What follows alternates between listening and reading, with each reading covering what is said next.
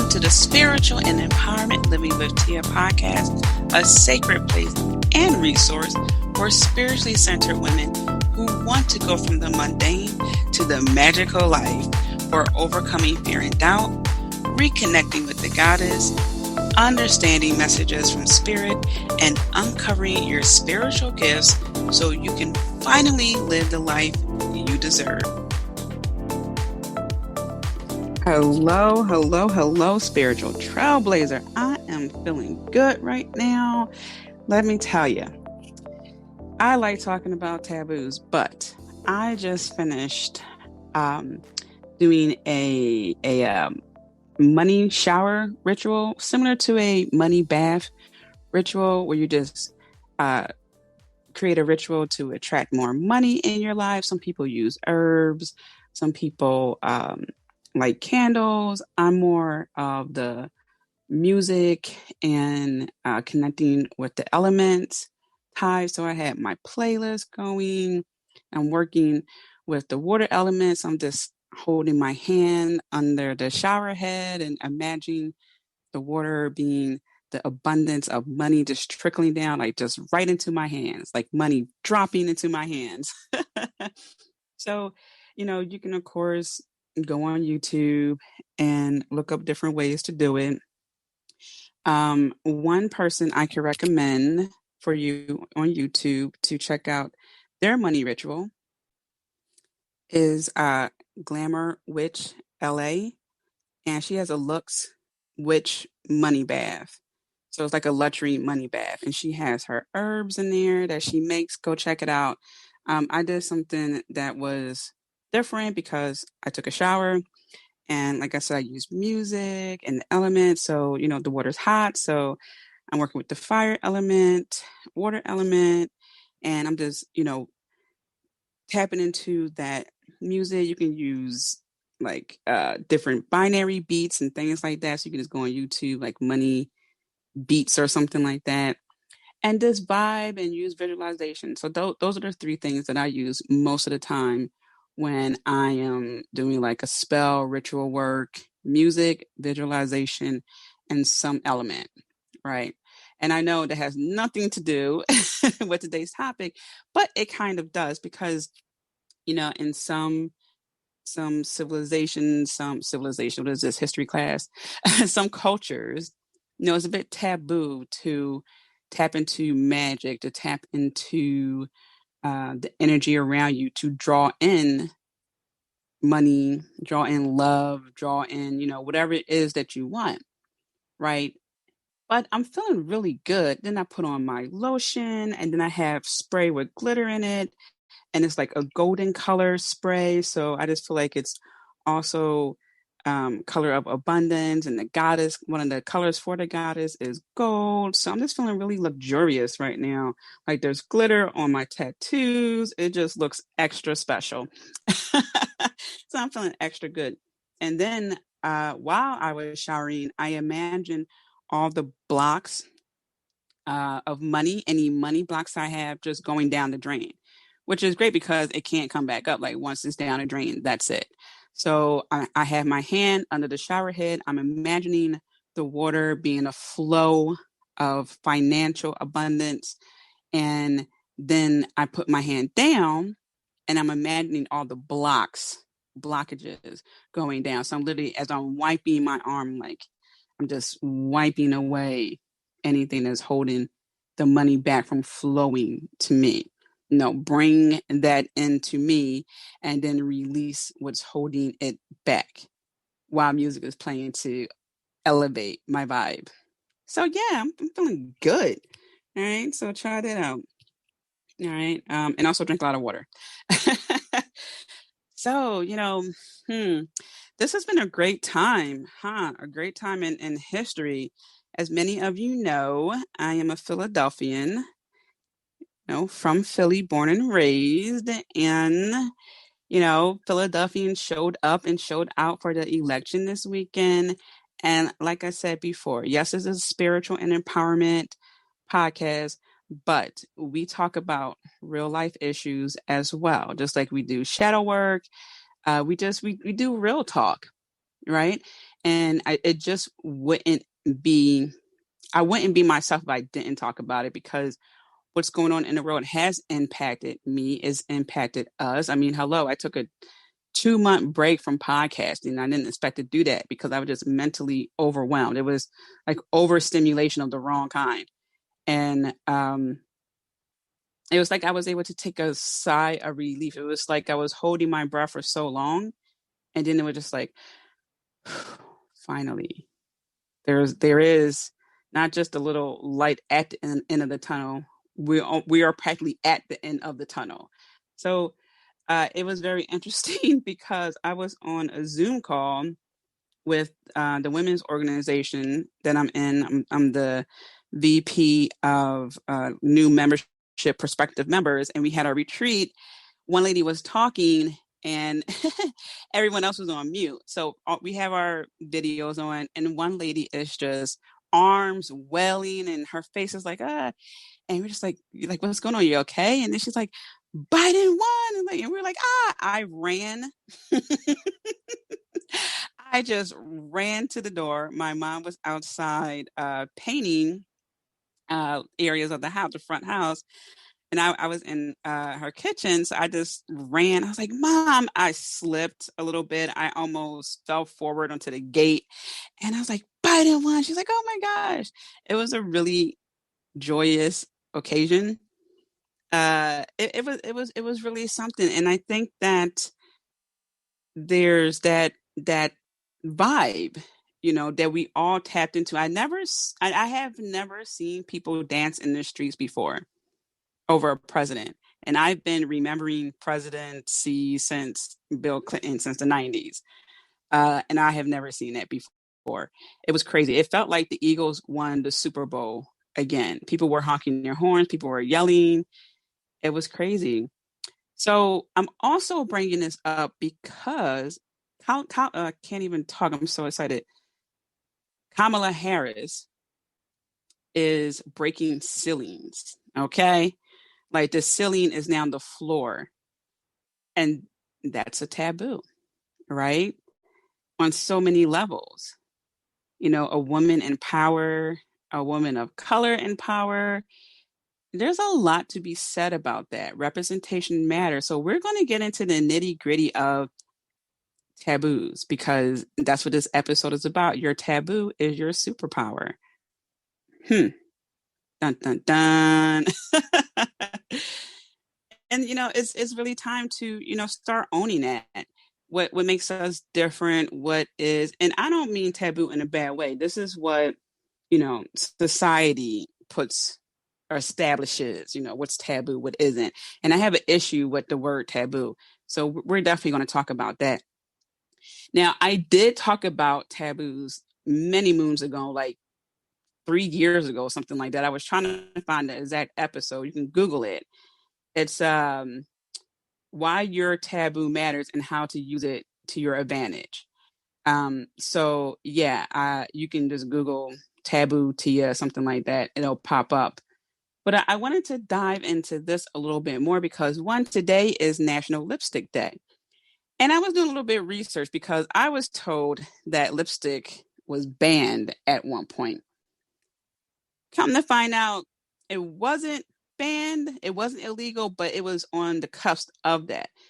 And also today is 11/11, and there's some, taboo-ish things about that.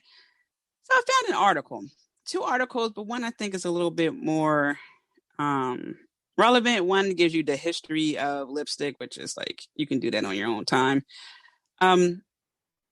So there was, let me scroll down here. Well, first and foremost, lipstick was implied in certain cultures as a woman who was a prostitute. If you wore lipstick, especially if it was red, it was like you were a prostitute, which is funny because in some cases it meant that you was higher society. You was part of that higher society.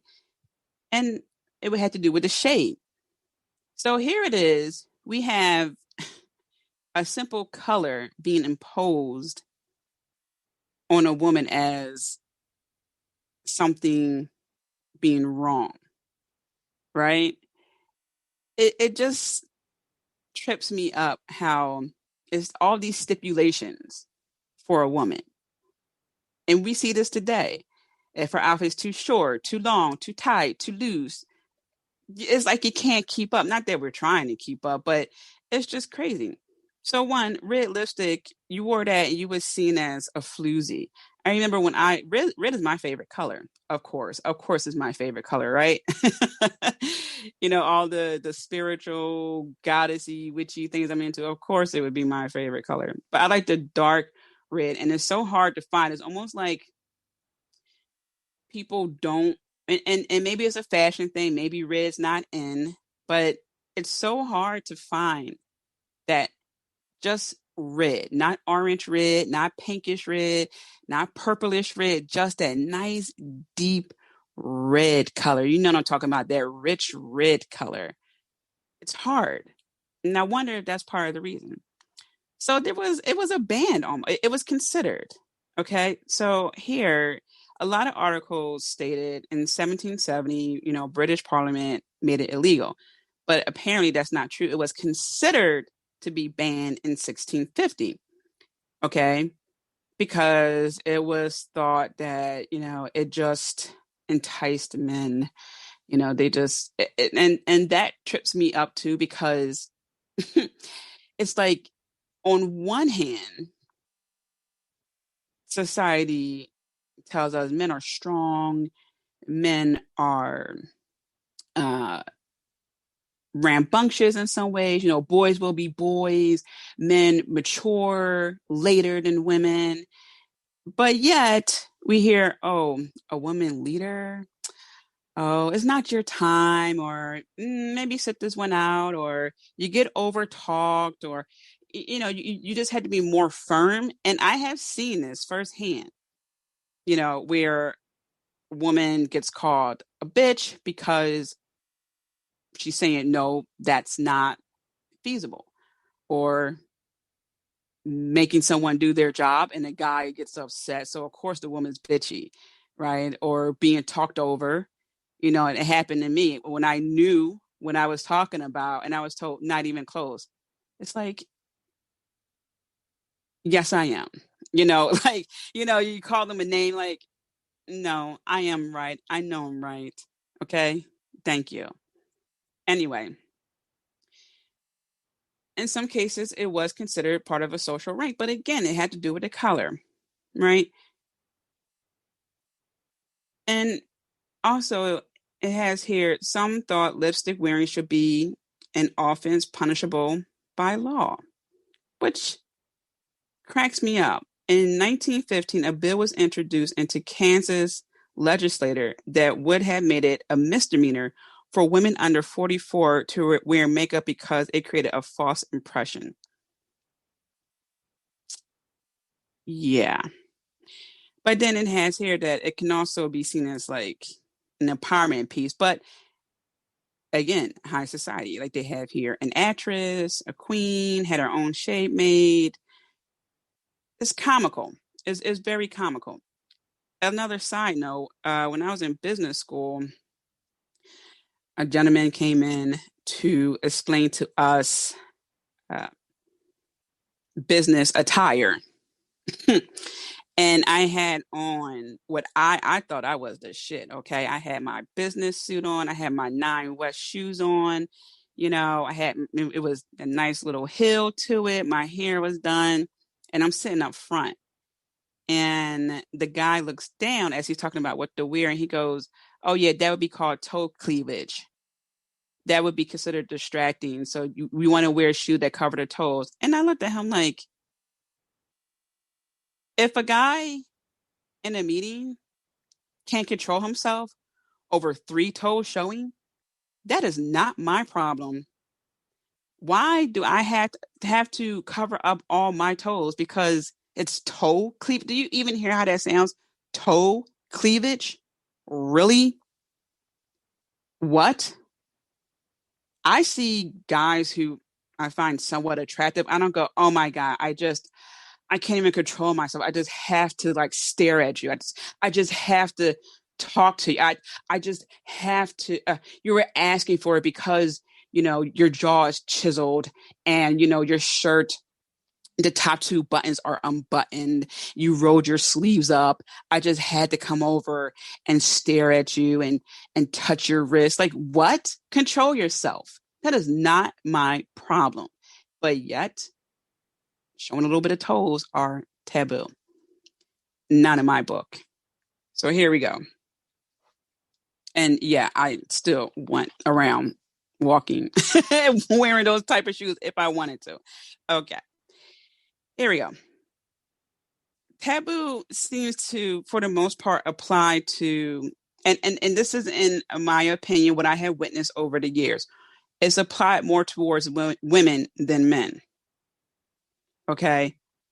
Now, are there some taboos where people look at guys like, yeah, but it seems to be geared more towards women.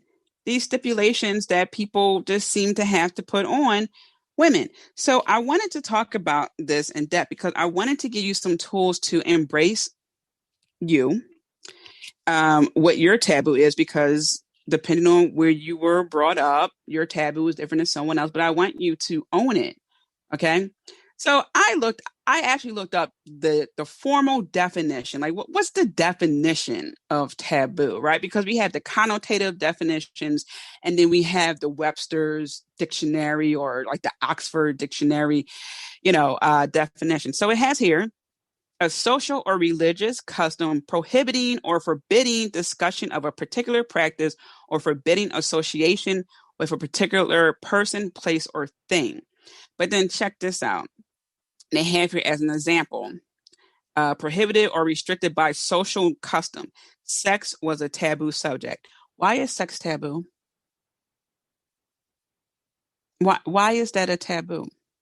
Since when something being natural is a taboo? And it's not like there's more to that sentence. It's literally sex was a taboo. So it had me thinking, what I've noticed over the years is that what is bad isn't associated with being taboo. Like what is actually bad.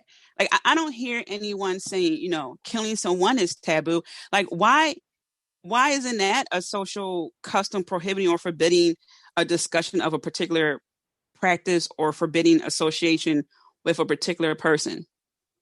Like, yeah, we would say like, that guy is a serial killer after we found out, who wants to hang around him. But yet we see documentaries where serial killers get letters written to him. I don't ever see taboo be associated with that. I don't see taboo be associated with child abuse. That should be something like, hey, man, no, but sex, the example is sex. So it's just so interesting to me because taboo, like I said, in my opinion, what I have witnessed over the years, tends to be associated with pleasure, expression, and intellect in relation to women. Now, hey, again, you might say, Tia, I know some guys, and it's possible. But what I have seen more times than not, it's like taboo for a woman to wear that skirt. It's taboo for a woman to have that nail color. It's taboo for a woman to, be a single mom. Well, the guy's a deadbeat. And sometimes you don't know that up front. Sometimes he wine and dine you, you get pregnant, and then he dips. It's taboo for a woman to have a child out of wedlock, and you see more emphasis on a woman than the guy, right? Like that's taboo, a child out of wedlock. It's like, what if that person doesn't believe in marriage? What if that's not their thing? But that's taboo. A hair color, taboo. Tattoos, a taboo. That's expression, right? Tattoos, hair color, right? You don't have to like it. It's not about liking it, but that's a taboo. Sex is a taboo to the point where, throughout history, we've seen this. It has to go underground. We have sexual liberations because that's a taboo. Well, how is that? I really want to bring this to the forefront because, well, first and foremost, I got a bit of a warrior fire in me to just call out bullshit whenever I can. And I want this to be a common thing because sometimes we don't realize it. And I know there are people all walks of life who listen to this podcast, and we're at different stages. Once upon a time, so for example, I always wanted to get a tattoo. I wanted to get a dragon tattoo. I mean, when I was in high school, I was looking this up, and I always looked a little bit older. So when I would go in tattoo shop, they never questioned my age. I just never found a tattoo that I liked. Like I would go in there, they would talk to me. They never said like, oh, you're going to need a parent. They just never did. So yeah, I would go with my best friend at the time, and I'm not going to say where I went, but yeah, we would go to these places, and I just couldn't find the dragon that I want. And when it comes to my tattoos, I am so particular on what I get, where I get it, and how I get it. Meaning the color, like, I have some red tattoos, but I don't like too many colors. I just like black tattoos that are defined. I do have like one that's purple and blue, but it's dark. I like the darker colors. So that's just me. So I never looked at tattoos as a taboo. I always looked at it as a form of expression. And as I got older, I learned that people frown upon people who have tattoos. And I'm thinking, but what does that have to do with their character? Someone could be an asshole with no tattoos. We need to start looking at people's character. Someone can be intelligent and heavily tattooed. Someone could be caring, the most empathetic, caring, romantic, giving person with tattoos. And, it has changed over the years. Yes. But I am acknowledging that there are some pockets in the world where it's frowned upon. And I want you to liberate yourself. Right? You can start off small. If you want to get a small tattoo and it's personal to you, and maybe you have it somewhere that only you see, like your inner arm, or maybe like under your breast, on the side of the breast, somewhere that it's just personal to you, you can start there, right? Or maybe you're just, you're like, you know what, T, actually I don't like tattoos, but I am into colors. I want you to start embracing that little by little. That's how I started. One tattoo. Now I have, hold on, 1, 2, 3, 4, 5, 6, 7, 8, 9, 10, 11, 12, 13, 14 tattoos. Yeah, for now. So, and every time I get a tattoo, I'm always so proud of myself because I'm being expressive. I have to do this. It's part of who I am. So let's just screw that definition of taboo and tell people what should be taboo. All right. Actually, let me scroll down here a little bit because I really want to dive in this, and I also have some ways to help you stand your ground with taboos. Let me see translations and definitions. Let's see here. Yep. Nope.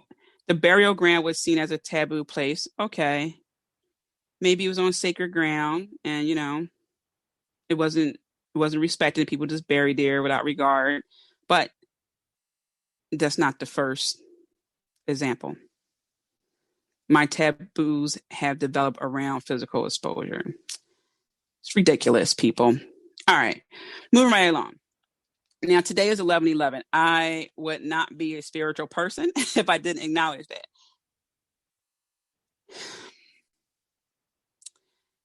11/11 has to do with portals, right?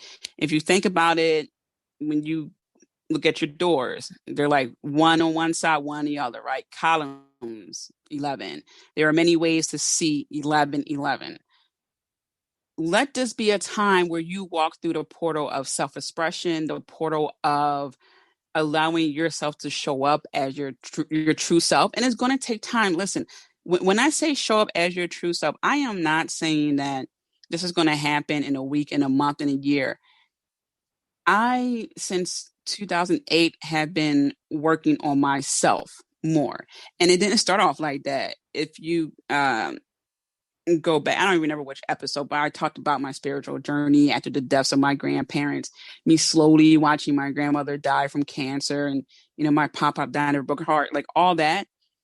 Starting my business, I just started off wanting to help people who were grieving, and that led to me learning about the old way of life, the old ways. It's not really religion, but just connection with the earth, paganism, which led me to look at my physical appearance, which led me to pay to get my teeth straightened, to take better care of my health, to take better care of my body and things like that. And here we are, where I am more comfortable in my skin, where I am ready, willing, and able to show up as me, and I am ready, willing, and able to fight for others who are a little bit shy, nervous, scared to do so. I'm there to give them that push. I'm the catalyst, right? So that's where my passion comes from, and it takes a while, and I'm still growing. Like, I'm speaking up even more and more and more. It takes a little bit of time. So when I say showing up for as your true self, that's what I mean. Okay. So let's walk through this portal, this energy of today, and you can tap into the energy through taking deep breaths, listening to music to raise your vibration, take a shower with intention. Okay. Washing away residual energy that's just not helping you, energy that is stuck to you throughout the day because maybe someone got on your nerves or something like that. Just tap into it that way. There's so many ways to do it. Yoga, belly dancing, meditation. That's what people mean when they say tap into the energy. It's different for everybody how they tap into it. Okay. And just walk through it. Just imagine yourself walking past columns, or literally open up a door in your room and imagine it being 11:11 and you're walking through it and you're a different person, and you are embarking on being your light shining 100%. And don't worry about outshining someone else. You can't. If they're shining too, you can't outshine someone. Your light is only offensive to someone who doesn't want you to shine bright, or they see something in you that they should be doing and they are mad. But if someone is shining bright too, they're like, yeah, man, high five. Woo. Don't worry about that. It is not your job to worry about you outshining someone else and offending someone else, because remember, we're talking about taboos. You shining alone is a taboo. Okay. So that's what I have to say about 11:11. Now, diving back to taboos. All right. So back to Madam Vice President-elect Kamala Harris. She busted through that ceiling. So the ceiling is now on the floor. Okay. And it's controversial, right? Now, I'm not saying you got to like her 100% or whatever the case may be. She did it, right? What are you doing that's controversial? Right? There's something that you're doing. And if you're not doing something, that's also controversial, because your soul knows the whole is in your DNA. It just knows, your body knows, your higher self knows you could be doing more. That nagging feeling that it must be more. There has to be more. I should be doing more. I'm wondering if I did this instead of that, what would happen. It's that feeling, So what can you do that you can break a ceiling so the ceiling becomes the floor? I saw the best meme, or one of the best memes this weekend. It said, ladies, wear shoes because there's glass everywhere, which is true. Breaking ceilings. The ceilings are the floors now. So have you ever noticed that those who seem to embrace their tattoos seem to have a little bit more of a fulfilling life? I'm not saying it's easy. At times there are some hardships. People are gonna have their opinions. Some people are not gonna like it, and you're gonna have to stand your ground a bit. I'm gonna help you stand your ground too. I'm gonna give you some tips in a few. But they just seem to live life a little bit in HD, and every time I hear or read about someone, or even like watch their videos where they talk about who they were before they allow themselves to be who they are versus after, it's always feelings of, I felt depressed, there was despair, I felt like I was suffocating, I felt like I could never be me, I felt like I was in the closet, I felt like like the world was small. It's all these low vibe, feelings. And then when they just say, you know what, I just said, screw it. I just, at a certain point, I was just like, you know what, I don't want to live like this. Sometimes they lose weight, or sometimes they gain weight. They look better. They do something with their hair. Sometimes they embrace makeup. They just start getting really creative with makeup. They just travel more. They're like, you know what? I just sold everything and I just traveled. Um, they make different friends who accept them. They find their group. They are happier, and now they have content. They're sharing their story with people. They become an inspiration. People want to be around them. And I'm not saying that they're perfect. I'm not saying that they still don't have a road ahead of them, but they're better than where they were. And that's all we can ever really ask of ourselves, is to be better today than we were yesterday. Okay. So let's talk about how we can really make this our superpower. Also, side note, how are you doing? Like, I know you can't in real time tell me how are you, how you're doing, but I do like to ask people that because it's important. And it's funny because I get different responses, but it's always like, oh, well, thank you. It's always that underlining, wow, you, you asked me how I'm doing. Like, people really don't ask me how I'm doing. It's so interesting. So even though, like I said, you can't respond in real time, I hope that you are doing well, especially during this time. And I really mean that.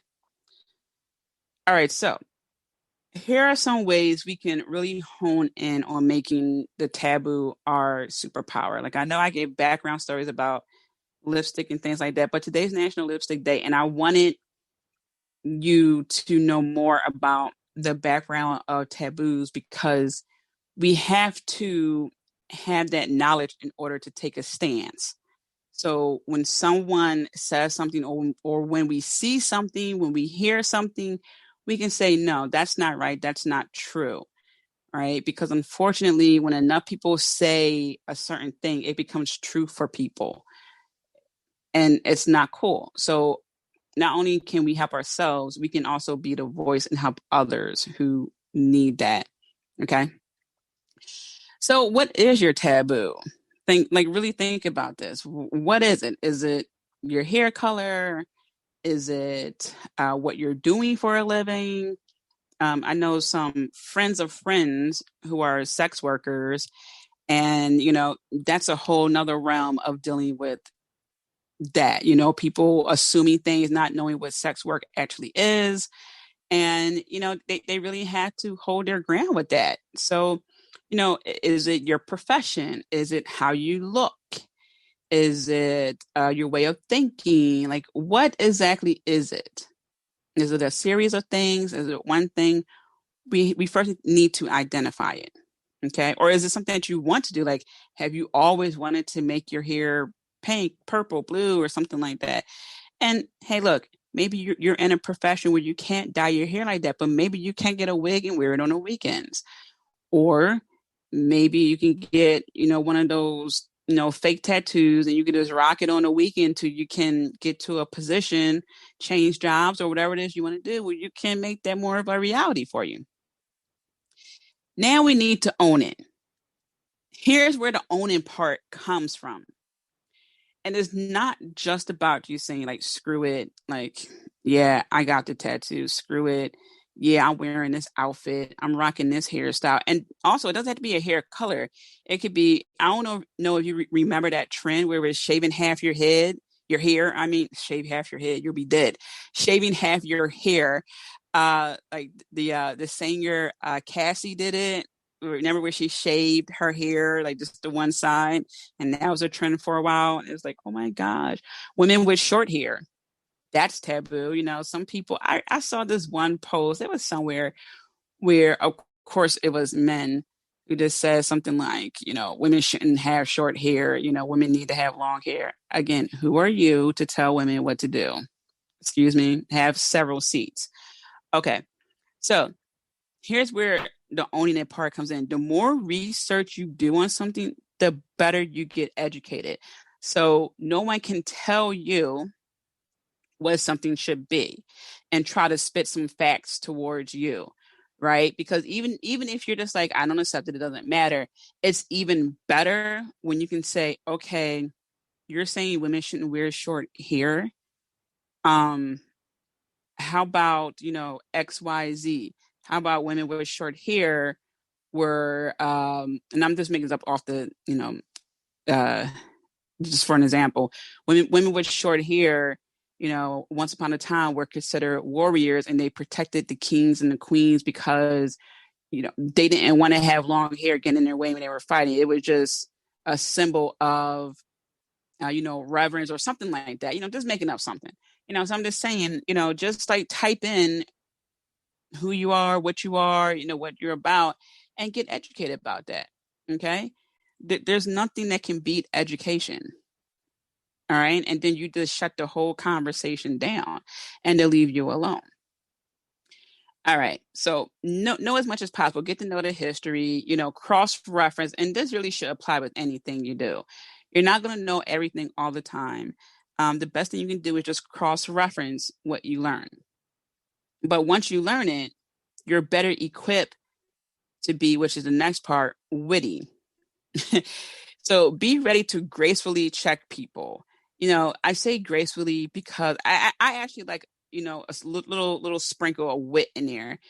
The graceful part is so you don't have to lose your composure, because sometimes when you get too emotional, your point gets missed. Now, will there be times that the gloves have to come off? Totally. Absolutely. But you really don't want it to go there. You just want to be very smooth about it. Like, checkmate, boom, walk away, mic drop, as opposed to throwing a mic or bopping them aside the head with the mic. you know so the mic drop is always the like, oh dang, ooh, it's always like that ooh factor. All right, so you want to call them out on that BS, and sometimes it's really repeating what they said. For example, someone, and I've heard this before, I don't want to go to a doctor or a professional who has tattoos. So I would say, so if that professional was the top brain surgeon in the nation and you needed brain surgery and he or she is, like stationed in your city, you wouldn't want them to perform your brain surgery because they have tattoos, even though they're the top neurosurgeon in the nation. Like repeat what they told you and then add a little bit of wit to it. Now it's like, oh, what are they going to say? No, they don't want the top brain surgeon. they don't want the top neuroscience, like the neurosurgeon. They don't want the top neuro, like really, because they have tattoos. Start kicking it back to them in their own words, because now they're just going to look dumb. Like, so no, you're going to say no because they had to. So you rather die than to have them work on your tattoo, which, by the way, you won't even see anyway because they're all dressed up. But that's the stance you want to take. Okay. Because that makes perfect sense. Yeah. Another one of my favorite ones that I like to tell people when they say, you know, women, they just tend to be very emotional. They want to think about everyone's well-being and stuff like that. And I say, more times than not, I hear about men sexually harassing women. I hear about men having affairs on the job. I hear about men doing all these things to make the workplace a hostile environment. I rarely hear about a woman doing that. So, I mean, some of these men are the supervisors. That's not a good leader to me. I mean, I hear this more times than not about men screwing up time and time again, men embezzling money time and time again. I hear more about men doing it than women. So, I mean, I don't know, maybe give the woman a chance. But then I go to conferences hosted by millionaires, the millionaires, the guests, and he goes, my businesses, I look for women to run them. Women are great multitaskers. They get the job done. They delegate well. They figure it out. They make reasonable predictions. And then the men, they make predictions, like forecasting for profits and stuff like that. And they hardly ever meet it because they aim so high. It's not realistic. They don't really get the job done. And of course, yes, this is case by case basis, but I tend to hear more of, if you want your business ran well, get a woman. I am hearing that more and more and more over the years, right? So just kick it back to them. But that comes with doing research, learning some history, getting educated, and sprinkle a little wit in there. Like I said, say what they said back to them with your own wit. That's why I say, well, I hear men committing such sexual assault more than women, like a lot, to the point where it's uncomfortable for people to work at a certain workplace. I mean, okay. So that's number 3. So number 1 is, what is your taboo? Identifying it. 2 is owning it. Research, get educated. Number 3 is gracefully check them. So be graceful and sprinkle some wit on there. Number 4 is do one thing with the taboo that makes you happy every day. For example, I like to research tattoo images, small tattoos, witchy tattoos, spiritual tattoos, goddess tattoos, and I save them on Pinterest or I save them on my Instagram. Now, I'm not going to get all these tattoos, but it's inspiration. I like looking at them. I love seeing people's artwork. I mean, some of the tattoos people get, you would think it was a painting. Like you did that with needles and color on a skin. That's crazy. Like, what? You know, but, do one thing that can make you happy about that. Okay. I don't want you to get it and then you regret it and you freak out like, oh my God, you know what? I should have never got this tattoo.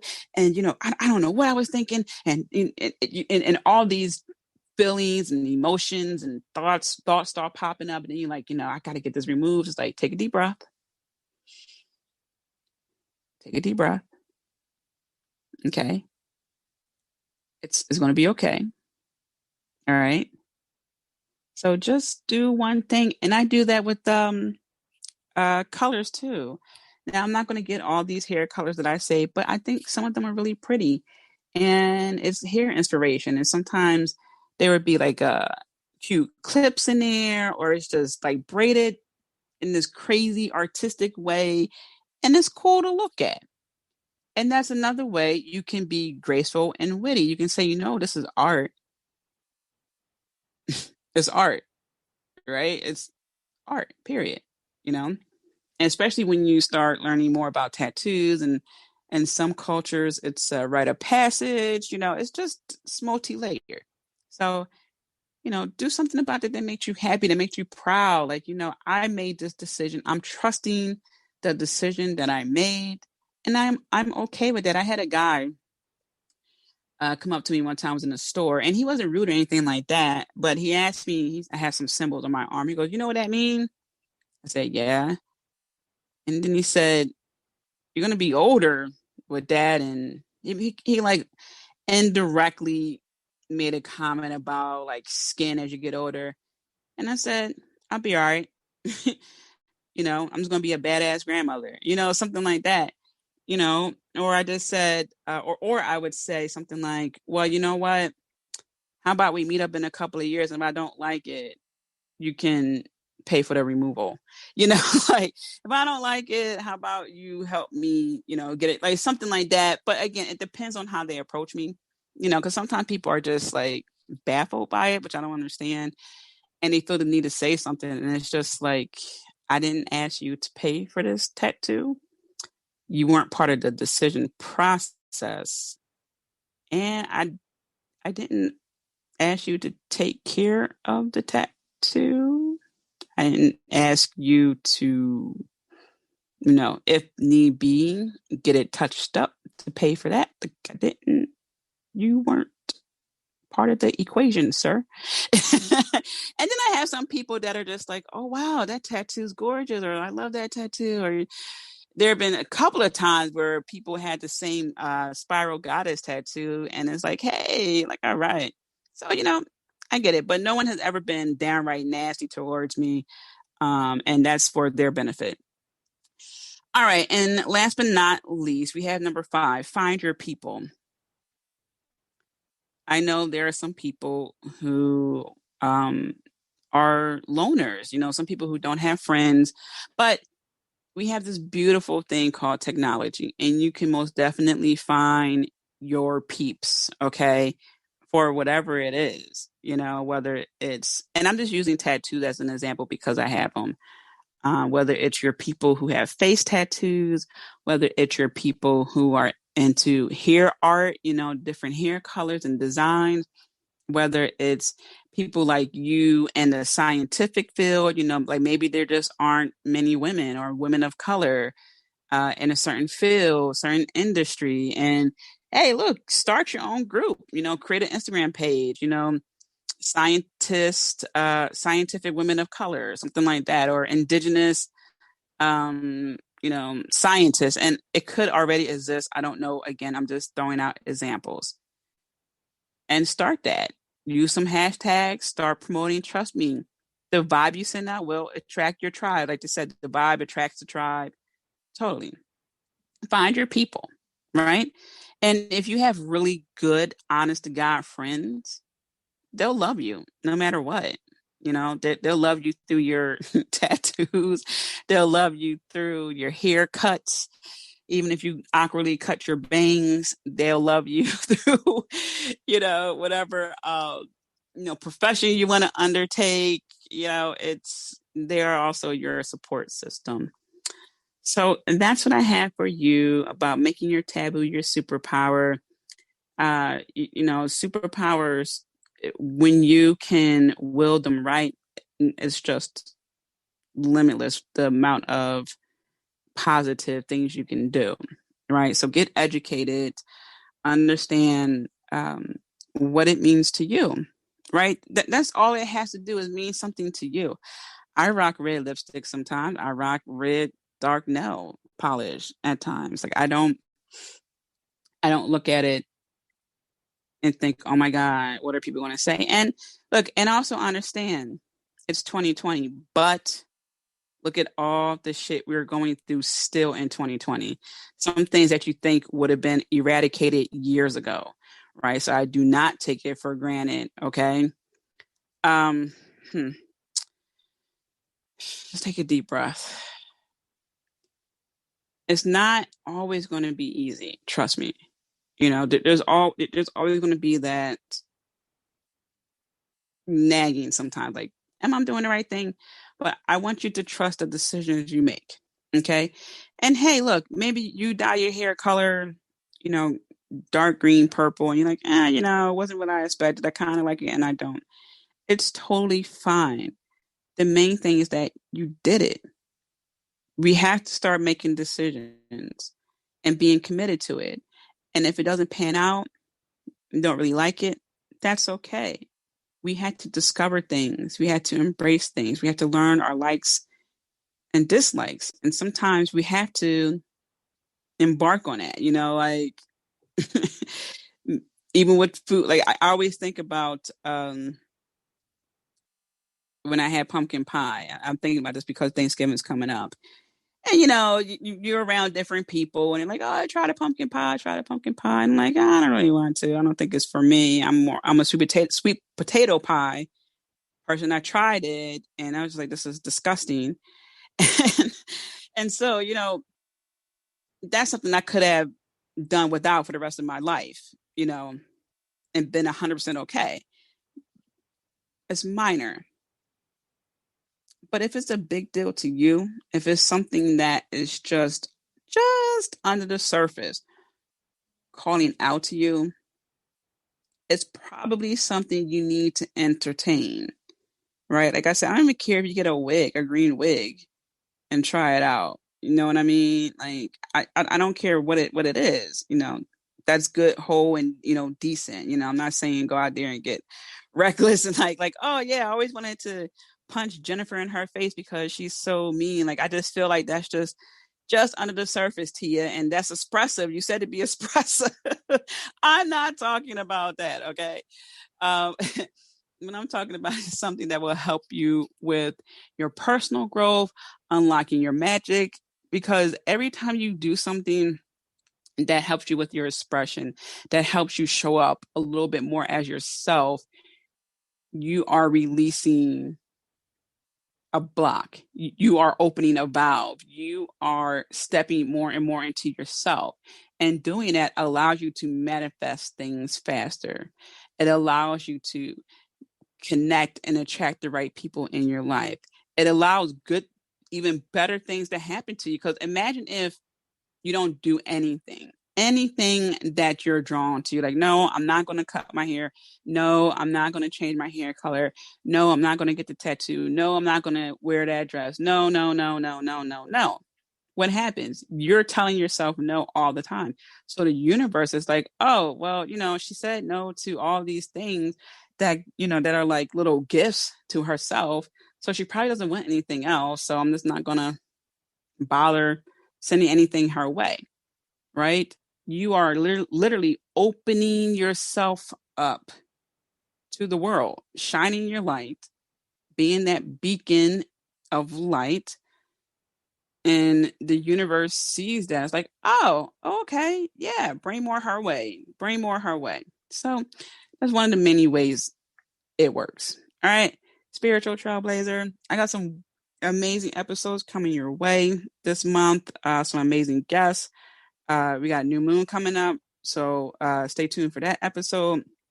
Try that spiritual shower, money bath, or excuse me, spiritual, or okay, I just combined a whole bunch of things. Try the money shower ritual I talked about earlier. Like, I feel good. I feel like I'm in that whole money vortex, honey. Okay. And, you know, just start getting in the groove of showing up more for yourself. Okay. I am sending you so many blessings. I am rooting for you as always. And remember to be kind to yourself. Until next time, Spiritual Trailblazer. As always, Spiritual Trailblazer, thank you for tuning in. Do make sure to stop by and visit me at tiamariejohnson.com. Also, don't forget to subscribe. Last but not least, be kind to yourself. I'm rooting for you, and I'm sending you so many blessings. Until next time.